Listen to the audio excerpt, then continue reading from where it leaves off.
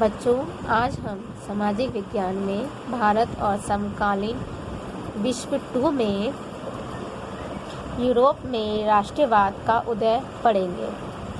Europe में राष्ट्रवाद के उदय के कई कारण थे, परंतु उन कारणों को समझने से पहले हमें इस पिक्चर को समझना बहुत ज़रूरी है, क्योंकि इस पिक्चर को समझने के बाद हमें इस लेसन को पढ़ने और समझने में आसानी रहेगी। देखो बच्चों, ये जो पिक्चर है, इस पिक्चर में एक स्टैचू है। उस स्टैचू के आगे एक लंबी सी कतार है। कतार मीन्स एक लंबी सी लाइन है, और उस लाइन में ये चीज़ दिखाया जा रहा है या ये चीज़ दर्शाया जा रहा है कि उस समय लोग, यूरोप के जो लोग थे, जब किसी भी उम्र के थे, स्त्री व पुरुष सभी शामिल थे, वो लोग स्वतंत्रता के प्रति जागरूक हो चुके थे और वो इसे हासिल करना चाहते थे, और इसे हासिल करने के लिए वो तत्पर हैं, यानी कि तैयार हैं, और काफ़ी हद तक वो तैयार हो चुके थे। देखो बच्चों, इस स्टैचू में एक हाथ में मशाल है तो दूसरे हाथ में एक पत्र है।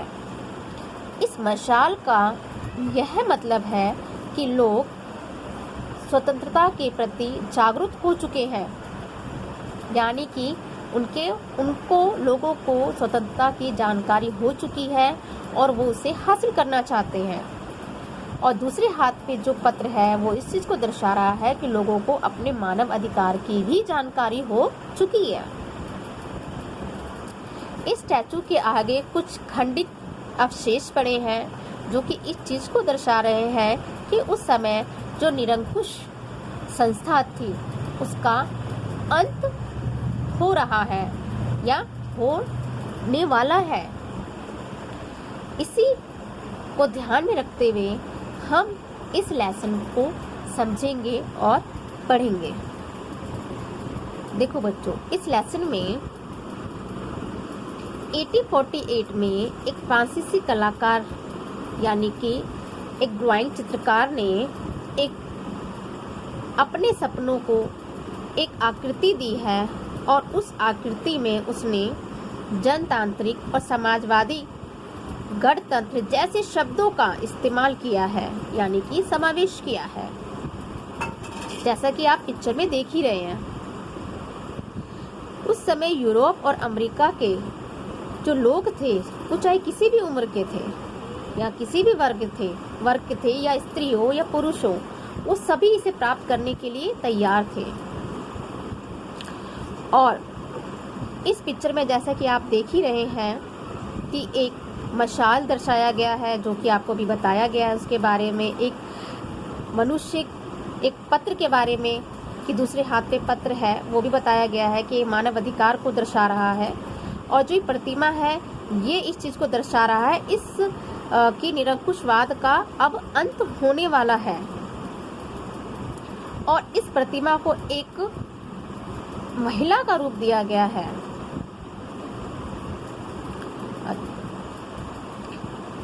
स्वतंत्रता की जो मूर्ति जो इस में दिखाई गई है वो इस चीज़ को दर्शा रहा है कि उस समय जो है कि लगभग सभी राज्यों जो है वो राष्ट्रीय राज्य बनने के लिए तैयार हो चुके थे। उस समय जो निरंकुशवाद का जो अंत हो रहा था उसके भी कई कारण थे, परंतु उसको समझने से पहले हमें निरंकुशवाद का अर्थ के बारे में पता होना चाहिए। निरंकुशवाद मीन्स होता है ऐसी सरकार या ऐसा शासन व्यवस्था जिस पर किसी भी प्रकार का कोई अंकुश ना हो।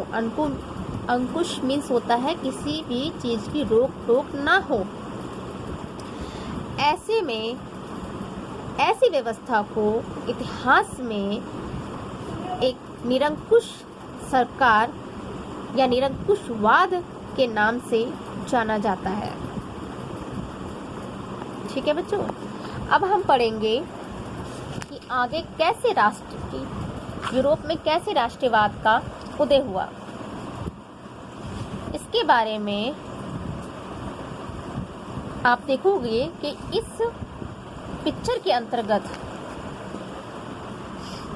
3 झंडों को दर्शाया गया है। इस झंडे में सबसे पीछे जो है वो एक काला, लाल और सुनहरे रंग का झंडा है, जो कि इस चीज़ को दर्शा रहा है कि उस समय राष्ट्रवाद बनने के लिए जर्मनी भी तत्पर था,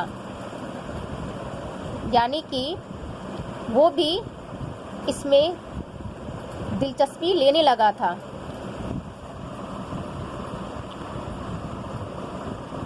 इस अध्याय में हम और भी आगे पढ़ेंगे।